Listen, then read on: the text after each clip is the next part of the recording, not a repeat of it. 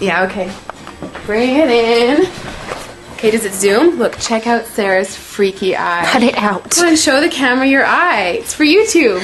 Look, we were just sitting there an hour ago, chilling out, and one of Sarah's eyes turned a totally different color than the other. Come on, it's for YouTube. Sarah?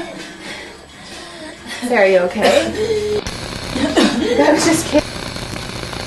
What's happening? Sarah?